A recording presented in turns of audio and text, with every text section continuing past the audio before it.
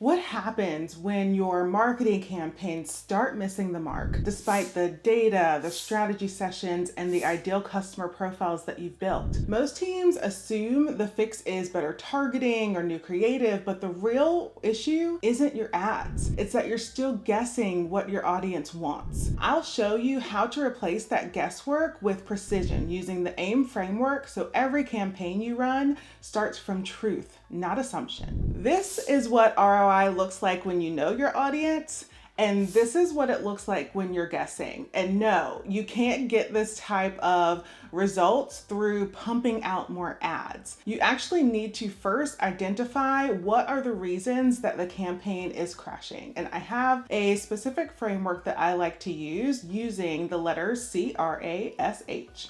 So the first one is C. That is where your customers are mistargeted. So maybe you are pumping out all of those ads, but you are not speaking to the right audience who is making the decision for purchase. Next is R. That's where your resonance is weak. Your messaging lacks the emotional teeth that it needs, that emotional connection to really get people motivated to take action. For A, that's your analytics aren't connected. The data is trapped in various places throughout the organization, and none of those data systems are talking to each other. I see this a lot as companies get bigger and they have more data and more teams. Those data get trapped in silos. And that leads us to the next one, S. Systems leaks. With the data being spread throughout the organization, you have silos that really generate hidden blind spots for where you have created unnecessary friction for your customers. And then the last one, it is fundamental, but it is something that I see too often where the hypothesis isn't defined. So you have no clear direction or goal for what this campaign was meant to do. And as a result, no clear feedback loop on did it solve the customer needs? Did it move the needle or not? And so that is where you start to really understand where do we need to address this to get the campaign performing. But you can see each of those phases is not related to purely the ad itself. They're all sunk costs across the buyer journey. In fact, independent research shows that businesses waste approximately 26%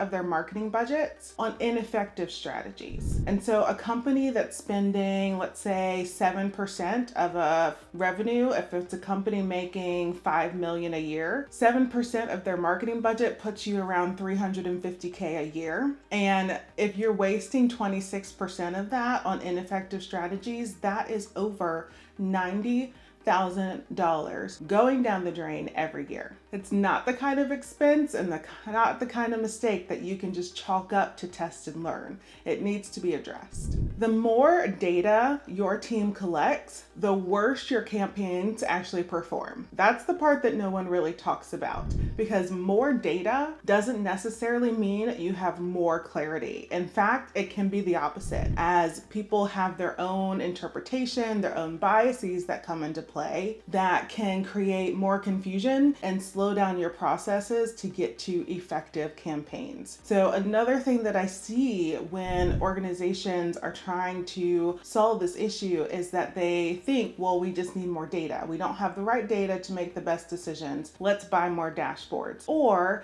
they rush to build campaigns or build personas rather, where they are trying to really understand the nuances of those personas and what they need. But both of those eventually fail, because getting more data doesn't always mean that you're going to have better customer understanding.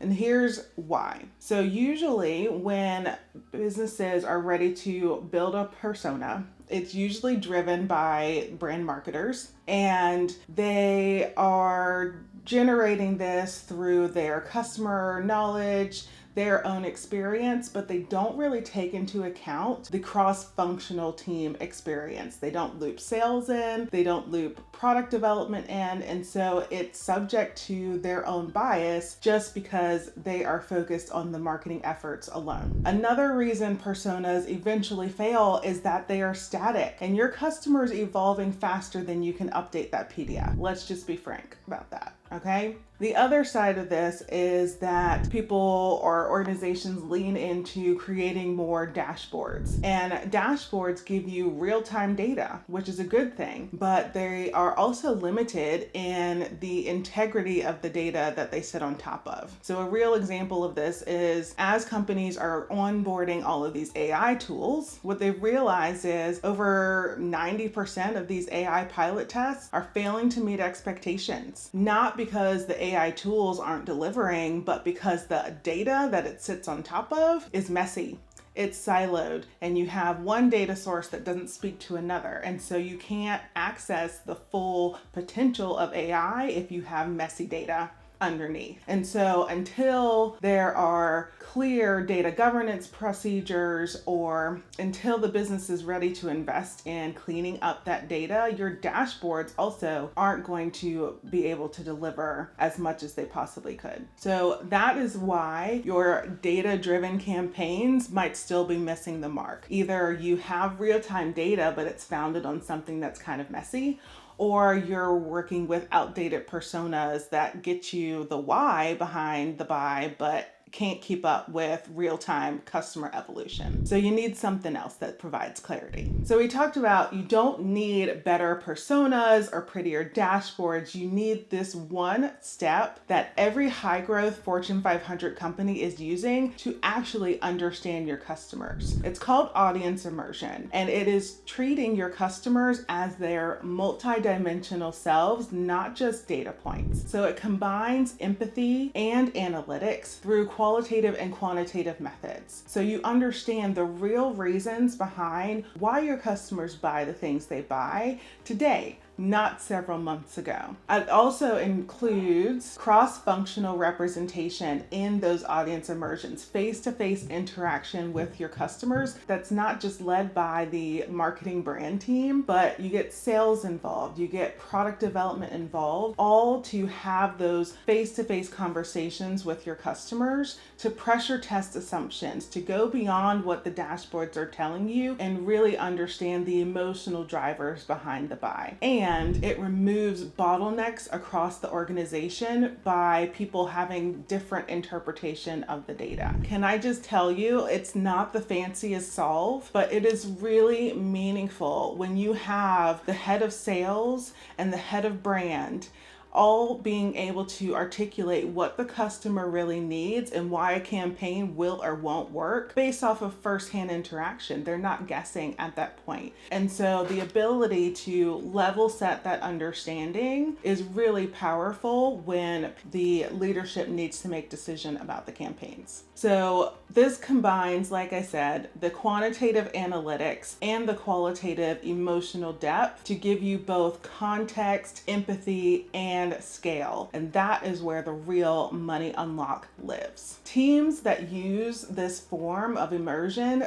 can see up to 50% higher sales and faster revenue growth. It works across different industries, different size businesses to really capture and unlock campaign performance. Hey, if your marketing still feels like educated guessing, it's time to fix that. I put together a CMO's Stop Doing Budget Rescue checklist. In 5 minutes, you will understand exactly where your marketing spend is being wasted and how to realign it with what your audience actually wants. You can grab it right now from the link in the top of the description and start turning your guesswork into clarity today. You cannot build a smart strategy on blind spots. The first step isn't tactics, it's awareness. Let's uncover where you have assumptions hiding that are quietly degrading the performance of your campaign. And step one, it is the audit and audience immersion, a deep dive into the data that you own, customer interviews, and social listening. In step two, you synthesize and validate those insights. So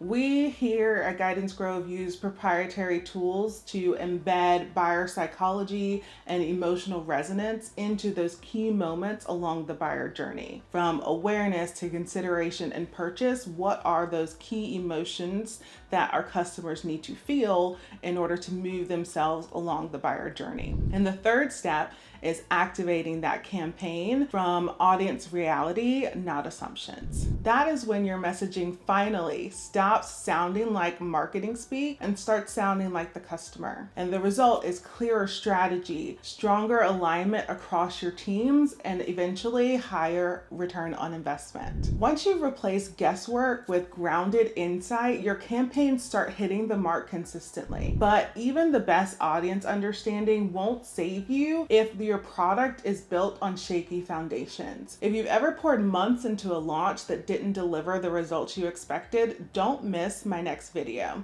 It breaks down the hidden reasons behind why great ideas fall flat and the steps to make sure your next launch actually lands. It's popping up on the screen right now, so go ahead and click it and I'll walk you through it.